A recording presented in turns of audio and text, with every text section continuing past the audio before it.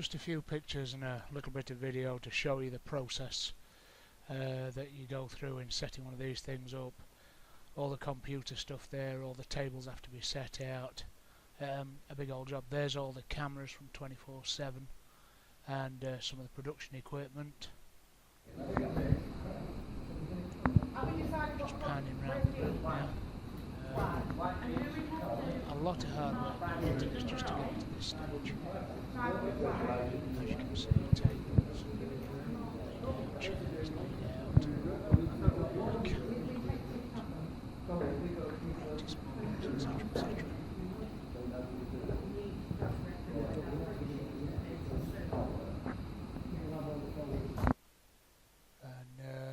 And the refs start turning up.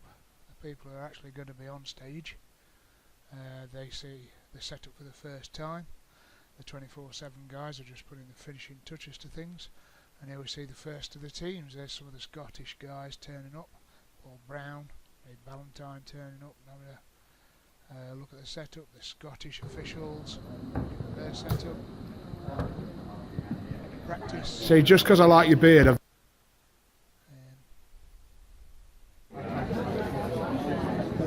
I was gutted when that one came through. It's European size. So I went and thought it was too small. It literally to about I'm not swayed, but not that much. Yeah. They're not the same size. I wanted two matching ones, but they're not quite the same. You can see we're starting to get a little bit of a buzz. Various different dart players starting to practice stuff. Feel for the venue, feel for the layout. Chatting to them, they've not seen for a while. I'll give this to James. Really good atmosphere.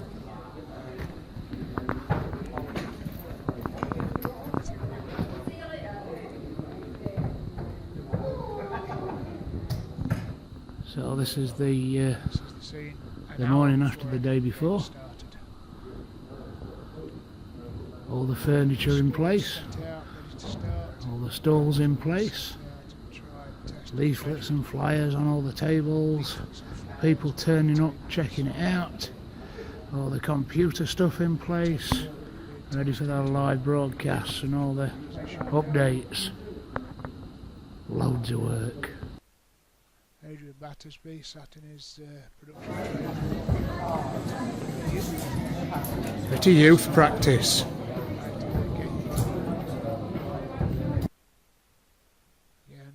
Again, more pictures of the venue starting to fill up before the youth matches.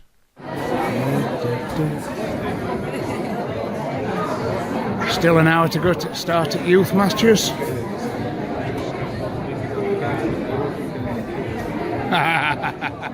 Oh, little one.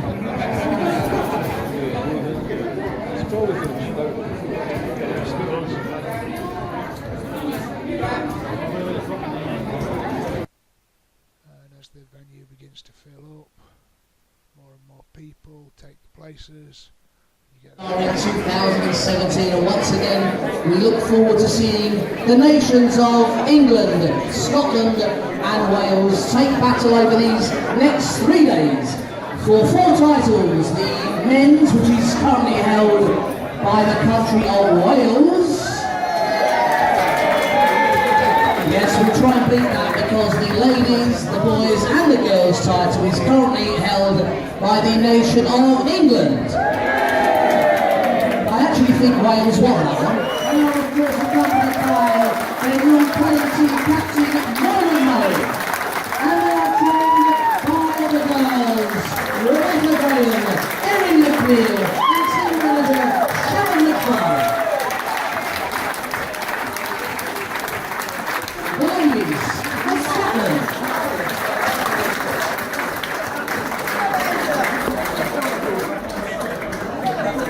There they are. We're going to get all the teams on the stage together so you can be nice and cosy, get to know each other. Okay, let's now bring up our players from the nation. So there's Adrian in his production trailer sorting things out.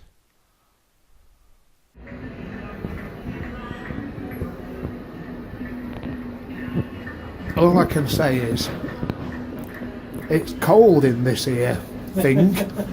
funny to rub down here. Oh, excellent. Thanks very much. That's why I'm wearing the hat. Got the scarf. I take all this darts production malarkey. Thankfully, on the second day, young Bradley took over on the spotting. Once some games have been played, there are a few people out in the main hall just getting team pictures together, having played over the weekend. The victorious Welsh ladies, all very high after their, well, fantastic games.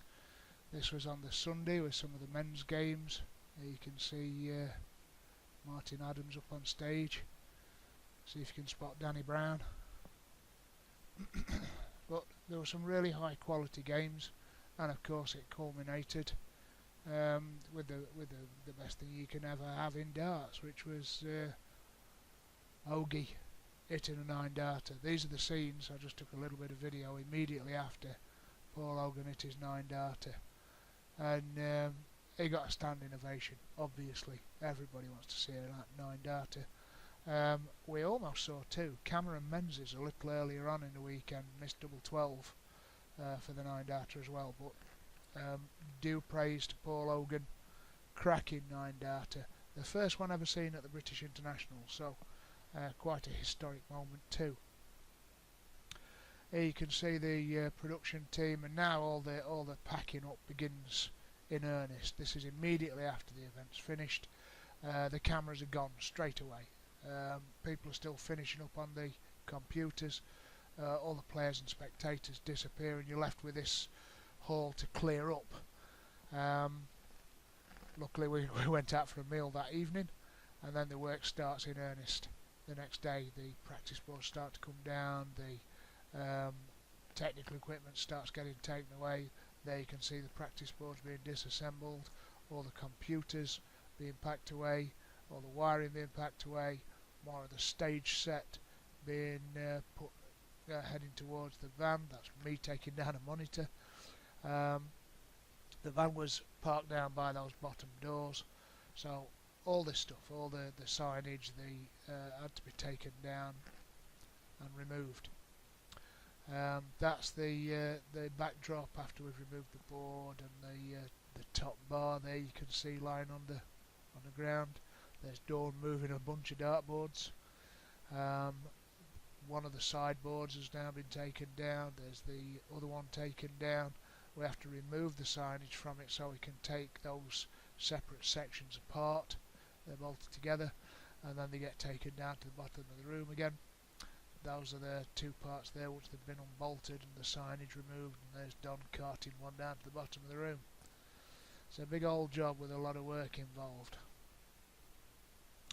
That's the centre of the stage set. Again, signage got to be removed. That's one of the rear supports for it. There's some more of the technical equipment being packed away, and that's the stage set having been removed. Now we've just got the stage itself to start taking apart. Donna escaping with the table.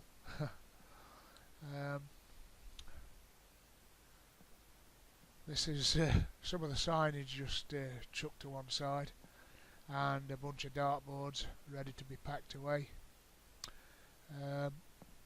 The centre stage set there, and now we start taking up that carpet that was so beautifully and expertly laid by the fitters. It all has to come up, it all has to get packed away and put on a lorry. The curtain around the stage itself pulled off, and then we can start disassembling the stage set itself. Again, there's Mick, is that Mick? Yeah, Mick taking the things heading down towards the lorry. Bernie starting packing away some of his cabling. The Sterling board has to be carted, obviously they're 8x4 sheets. These frames have to be pulled apart. Now normally they're quite tight, so they end up being hammered apart. And here you can see the process where Mick and Don are sort of pulling them apart. There's normally a lot of hammering involved as well, because they're not easy to pull apart. And in a couple of pictures you'll see how they come into two separate parts. That allows you to get them on the van basically. So they are, that's the top part separated from the bottom part, and all all the frames underneath the stage have got to be pulled apart and then to allow them to be loaded onto the lorry.